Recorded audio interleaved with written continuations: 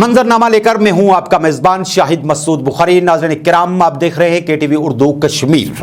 नाज़रीन किराम, आपको बताए देते हैं कि इस वक्त पूरे मुल्क के अंदर एक बड़ा आंदोलन चल रहा है और वो है किसानों का। और किसान अपने मुतालबों को लेकर के और ऐसे कवानीन को लेकर के जो बकौल किसानों के उनके हर एक हित के खिलाफ हैं, उसके खिलाफ वो न सिर्फ सड़कों पर है बल्कि ये कह सकते हैं कि उनकी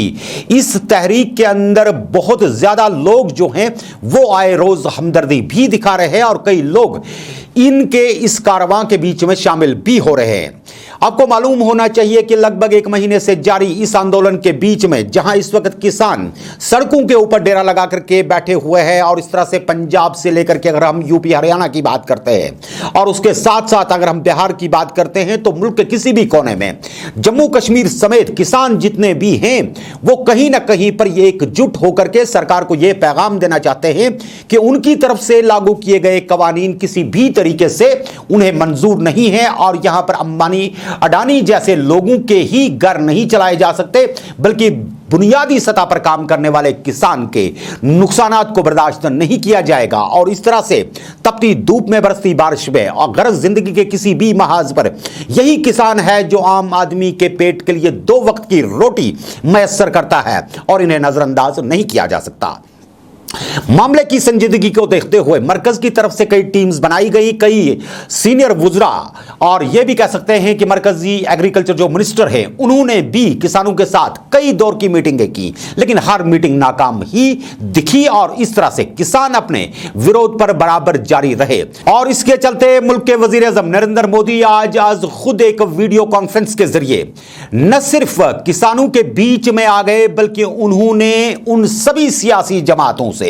कह दिया कि जब आपको मौका था कि इस कानून पे आप लोग बात करते, जब आप लोगों के पास मौका था कि इस कानून के हवाले से अपने खदशात दिखाते, जब आपके पास मौका था कि आप हुकूमत का हिस्सा बनते या जब आपके पास मौका था कि आप खुद हुकूमत संभाल करके मुल्क की देखरेख करते, तब आप लोगों के पास शायद दिमाग में यह बात आई भी नहीं और उस वक्त आपकी जबानों पर ताले पड़े रहे। मैं हाथ दो जोड़ के आप लोगों से गुजारिश करता हूं कि ऐसी सियासतें आप किसानों के कांधे पे बंदूक रख के ना करें। वजीर आजम ने कहा कि पूरे मुल्क के किसानों से मैं गुजारिश करता हूं कि वो अपने आंदोलन को खत्म करें और अगर इसमें कोई भी इस तरह की बात नजर उन्हें आती है जिससे उन्हें लगता है कि उनका बुनियादी नुकसान होगा, उन्होंने कहा कि 2.5 माह से इससे किसी का कोई नुकसान नहीं हुआ, लेकिन अगर किसानों की ही बात माने और इस बात को मानते चले कि इस बिल के जरिए उनके जातियात पे कोई बड़ा नुकसान आ रहा है, आंच आ रही है, तो इसमें तरामीम की जा सकती हैं। उन्होंने कहा कि वो बातचीत के लिए मुकम्मल तरीके पर तैयार हैं, बशर्तिया किसान बातचीत के लिए आगे आएं और एक कंस्ट्रक्टिव माइंड के साथ आएं और उन सियासतदानों के झांसे में ना आएं जिन्होंने मुल्क को बर्बादियों के सिवा कुछ नहीं दिया और इस वक्त किसानों को ढाल बना करके अपने सियासी महल तामीर करने के लिए उन्हें सड़कों पे ला रहे हैं। वजीर आजम नरेंद्र मोदी का क्या कुछ कहना था, आइए आपको दिखाते हैं। साथियों, ये कानून लागू हुए 6-7 महीने से ज्यादा समय हो चुका है, लेकिन अब अचानक भ्रम और झूठ का जाल बिछाकर अपनी राजनीतिक जमीन जोतने के खेल खेले जा रहे हैं। किसानों के कंधे पर बंदूक रखकर वार किए जा रहे हैं। आपने देखा होगा, सरकार बार बार पूछ रही है, मीटिंग में भी पूछ रही हैं, पब्लिकली पूछ रही हैं, हमारे कृषि मंत्री टीवी इंटरव्यू में कह रहे हैं, मैं खुद बोल रहा हूं कि भाई आपको कानून में किस क्लॉज में क्या दिक्कत है बताइए। जो भी दिक्कत है वो आप बताइए। तो इन राजनीतिक दलों के पास कोई ठोस जवाब नहीं होता और यही इन दलों की सच्चाई है। साथियों, जिनकी खुद की राजनीतिक जमीन खिस गई है वो किसानों की जमीन चली जाएगी, किसानों की जमीन चली जाएगी का डर दिखाकर अपनी राजनीतिक जमीन खोज रहे हैं। आज जो किसानों के नाम पर आंदोलन चलाने निकले हैं, जब उनको सरकार चलाने का या सरकार का हिस्सा बनने का मौका मिला था, उस समय इन लोगों ने क्या किया, ये देश को याद रखना जरूरी है। मैं आज देशवासियों के सामने, देश के किसानों के सामने, इन लोगों का कच्चा चिट्ठा भी देश के लोगों के सामने, मेरे किसान भाइयों बहनों के सामने आज मैं खुला करना चाहता हूं, मैं बताना चाहता हूं। साथियों, किसानों की बातें करने वाले लोग आज झूठे आंसू बहाने वाले लोग कितने निर्दयी हैं, इसका बहुत बड़ा सबूत है स्वामीनाथन कमेटी की रिपोर्ट। स्वामीनाथन कमीशन की रिपोर्ट आई, लेकिन ये लोग स्वामीनाथन कमेटी की सिफारिशों को 8 साल तक दबाकर बैठे रहे। किसान आंदोलन करते थे, प्रदर्शन करते थे, लेकिन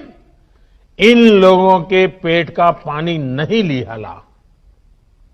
इन लोगों ने यह सुनिश्चित किया कि इनकी सरकार को किसान पर ज्यादा खर्च न करना पड़े, इसलिए इस रिपोर्ट को दबा दो। इनके लिए किसान देश की शान नहीं, इन्होंने अपनी राजनीति बढ़ाने के लिए किसान का समय समय पर इस्तेमाल किया है, जबकि किसानों के लिए संवेदनशील, किसानों के लिए समर्पित हमारी सरकार किसानों को अन्नदाता मानती है। हमने फाइलों के ढेर में फेंक दी गई स्वामीनाथन कमेटी की रिपोर्ट बाहर निकाला और इसकी सिफारिशें लागू की। किसानों को लागत का 1.5 गुना एमएसपी हमने दिया। नाज़रीन इकराम, जहां मुल्क के वजीर आजम नरेंद्र मोदी ने किसानों के लिए एक बड़ा पैगाम दे दिया और अपोजिशन जमातों से भी कहा कि वो अपने महल तामीर करने के लिए किसानों की अर्थियों को ना उठाने के लिए मजबूर करें, इस हवाले से आपको दूसरी तरफ ये बात भी बताए देते हैं कि भारतीय जनता पार्टी ही जम्मू कश्मीर के अंदर बहुत ज्यादा सरगर्म नजर आती है। और इसके चलते आज के दिन के हवाले से अगर बात करते हैं तो विबोध गुप्ता, जो यहां पर इस वक्त भारतीय जनता पार्टी के सीनियर लीडर श्रीनगर के अंदर मौजूद हैं, उन्होंने केटीवी उर्दू के साथ और एक खबर एजेंसी केएनएस के साथ एक खुसूसी बातचीत की। अपनी बातचीत के दौरान उन्होंने पीएचईडी पर बहुत बड़े इल्जाम आयद कर दिए। उन्होंने कहा कि यहां के रिवायती सियासतदानों ने जम्मू कश्मीर के लोगों के हाथों में पत्थर और बंदूक के सिवा कुछ भी नहीं दिया, जबकि यहां का जाफरान हो, अखरोट हो, पश्मीना हो या फिर हॉर्टिकल्चर की बात करें, एग्रीकल्चर की बात करें, ये दुनिया में मशहूर सन्नतों के हवाले से मारूफ सरजमीन थी, लेकिन इसे बदजुनी के दौर में लेकर के 1990 से आज तक सिर्फ अपने सियासी मफादात के लिए लोगों ने इस्तेमाल किया। उन्होंने कहा कि आज भारतीय जनता पार्टी का झंडा सिताहारन से करगिल तक और करगिल से जम्मू कश्मीर के कोने कोने तक लोगों ने उठाया भी, और डीडीसी के इंतखाबात किसी के वकार का मामला नहीं, तरक्की का मामला है। विबोध गुप्ता क्या कुछ बात करते हैं हमारे नवानिगार के साथ, आइए आपको दिखाते हैं। मैं आपका धन्यवाद करता हूं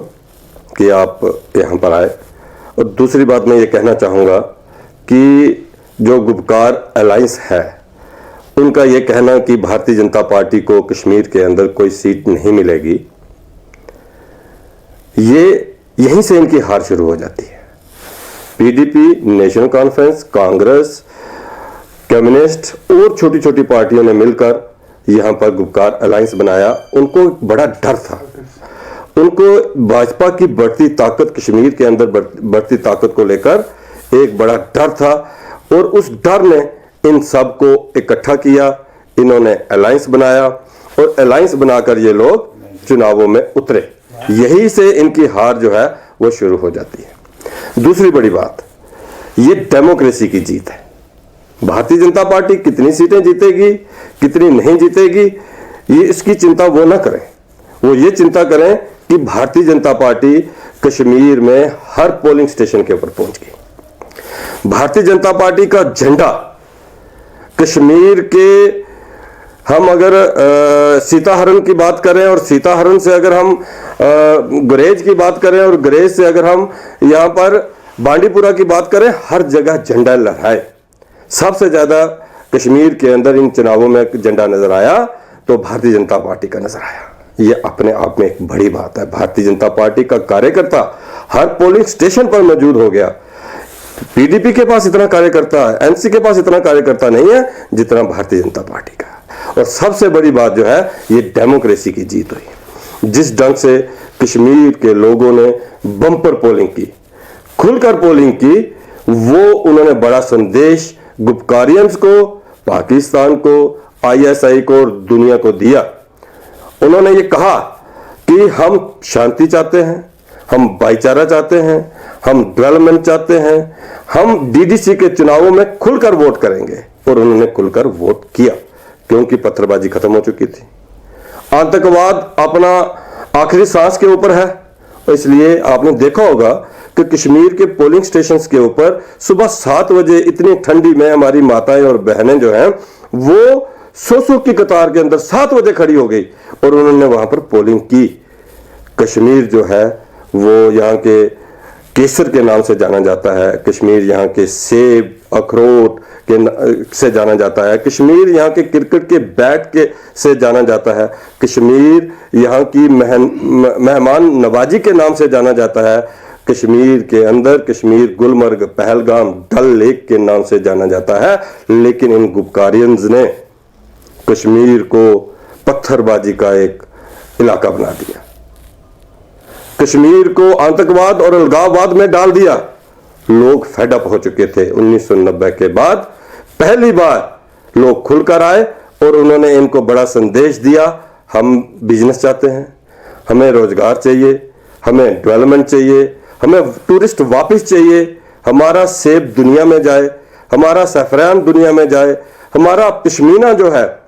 जो 30 सालों में जो खत्म हो रहा था, उस पश्मीने में को दोबारा से जान आए। इन चुनावों के अंदर वोटिंग करके कश्मीर के लोगों ने यही मैसेज दिया है। ये डेमोक्रेसी की जीत है, ये देश की जीत है, ये मोदी जी की जीत है। नाज़रीन, वहीं दूसरी तरफ ये बात भी काबिल गौर है, जहां विबोध गुप्ता ने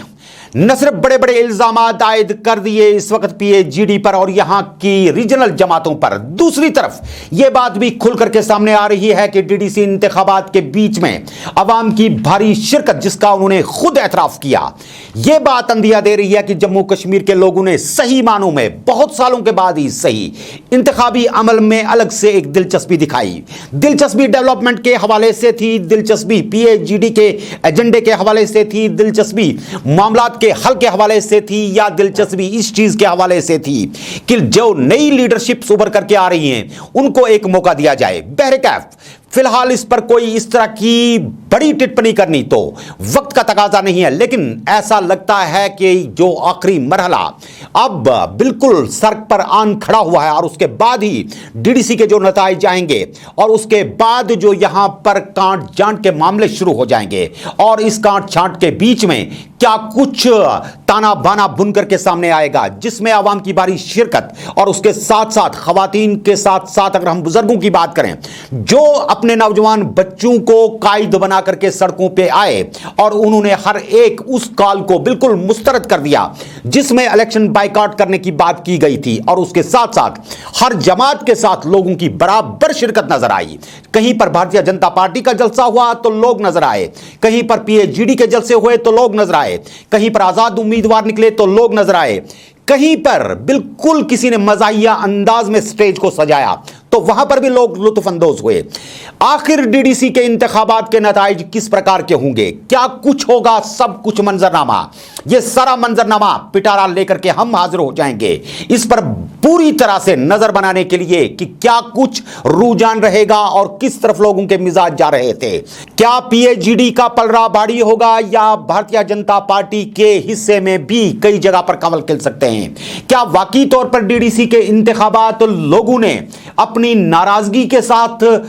अपने वोट का इस्तेमाल किया है मरकज से, या फिर उन्हें 370 और 35A के लिए जो बातें की जाती हैं उस पर कोई ऐतराज नहीं है। बहरकैफ इस मामले पर फिलहाल कोई बहस करना कबलज वक्त है, लेकिन इतना जरूर है कि लोगों ने अपनी शराकतदारी से इस बार लीडरान पर भी बड़ी से बड़ी जिम्मेदारियां डाल दी और लीडरान पर यह नजर होगी कि जो कुछ भी लीडर इस वक्त कह रहे हैं जलसों के अंदर, रैलीज के अंदर आकर के, ऐसा बिल्कुल नहीं है कि लोग याद नहीं रखते। कहते हैं सब याद रखा जाएगा, जिसने जो वादे किए हर एक से वादों का हिसाब लिया जाएगा और ऐसा ना हो जाए कि आज जो 40%, 50% की तादाद में लोग अपने वोट का इस्तेमाल करने के लिए निकलाए, कहीं ऐसा ना हो जाए कि कल की तारीख में यही लोग आपका गिरेबान पकड़ के आपसे पूछें कि वादे तो बहुत बड़े बड़े किए थे, अचानक गायब कहां हो गए। अब मरकज पर भी बहुत बड़ी जिम्मेदारियां आ गई हैं और मरकजी सरकार के लिए भी एक बहुत बड़ा चैलेंज होगा कि आज तक मरकज की तरफ से बहुत बड़ी बातें यह भी कही गई थी कि तरक्की के महाज और दरवाजे बड़े बड़े सतह पर खोल दिए जाएंगे, लेकिन अब चूंकि डीडीसी इंतखाबात में मरकज के बड़े बड़े नेता यहां पे खुद मौजूद रहे, बड़े वादे किए, बहुत बड़ी डेवलपमेंट की बात की, टूरिज्म सेक्टर को दोबारा बिल्कुल बहाल करने की बात की और इसके साथ साथ पश्मीने से लेकर के ऐसी मामलात के हवाले से भी बात की जो मामलात जमीनी सतह पर इंप्लीमेंट करने के लिए थोड़ा वक्त दरकार हो सकता है। क्या लोग अपने सब्र के पैमाने को काफी देर तक संभाले रखेंगे? क्या मरकजी सरकार सही मानों में यहां पर डेवलपमेंट के एजेंडे को आगे बढ़ाने के लिए न सिर्फ अपने वादों को अमली जामा पहनाएगी बल्कि लोगों को यह कर दिखाएगी कि वाकई तौर पर जो 72 बरस में नहीं हुआ अब के बार होना शुरू हो गया है। अगर सही मानों में लोगों के काम किए गए, बेरोजगारी को खत्म करने के लिए बड़े इकदाम उठाए गए और उसके साथ साथ डेवलपमेंट के वो सारे काम किए गए जिनके वादे यहां के चुनावी हलकों के अंदर लीडरान के साथ साथ उनके नुमाइंदों ने भी किए, तो सही मानों में हम ये कह सकते हैं कि एक नए जम्मू कश्मीर की तामीर की तरफ एक छोटा सा कदम जरूर उठ जाएगा और उसके साथ ही यहां के लोगों के मसाइल हल होने शुरू हो जाएंगे। लेकिन अगर कहीं पे कोताही हुई तो इस कोताही का खमियाजा भी किसी भी लीडर के लिए आगे जाकर के सियासी फ्यूचर के लिए अच्छा नहीं होगा। जिस तरह आज पीएचईडी पर इल्जामात लगते हैं, अगर पीएचईडी के हिस्से में ही कोई बड़ी खेप आ जाती है या फिर यहां पर भारतीय जनता पार्टी या दूसरी वैसी जमातें जो हम ख्याल हैं इस मामले को लेकर के कि 35 और 370 एक आर्जी मामला था, खत्म हो गया वक्त के साथ, अगर उनके हिस्से में कोई खेप चली जाती है और उसके बाद वो लोगों के तवक्कुआत पर पूरा नहीं उतरते तो सही मानों में एक सियासी आंदोलन ही नहीं बल्कि एक सियासी जंग छिड़ सकती है और जिसको आगे ले जाने के लिए फिर पार्टियों के लिए काफी दुश्वार गुजार पगडंडियां होंगी जिन पर चलना शायद आसान नहीं होगा। लेकिन रुझान तो बहरकैफ आएंगे और उस पर भी हम बात करेंगे मंजरनामे में और 26 तारीख तक जो कुछ भी मंजरनामा खुल के सामने आ जाएगा वो बहरकैफ मोहर साबित कर देगा आने वाले 5 बरसों के लिए। और आप देख रहे हैं केटीवी उर्दू कश्मीर मंजरनामा प्रोग्राम में शाहिद बुखारी के साथ।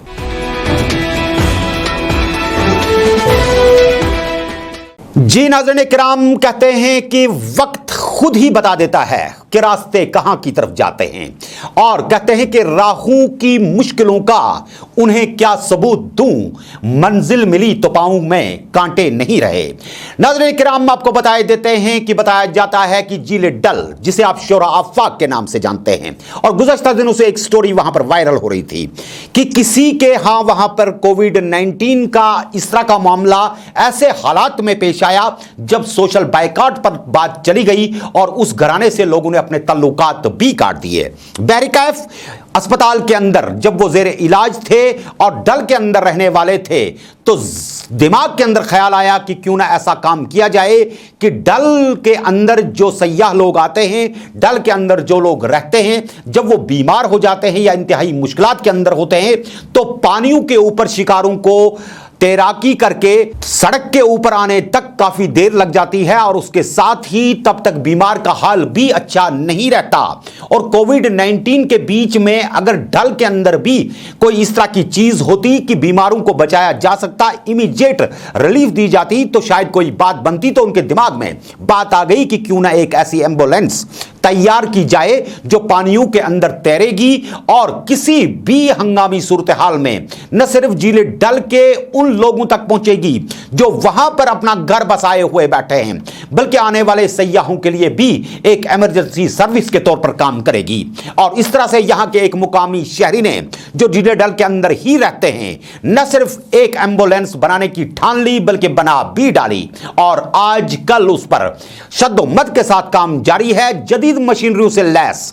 इस एम्बुलेंस के अंदर वो सारी सहूलियात रखी जाएंगी जो नॉर्मली एक पीएचसी के अंदर होती हैं, जो क्रिटिकल केयर एम्बुलेंस के अंदर होती हैं। और इसके लिए कई रजाकार लोगों ने भी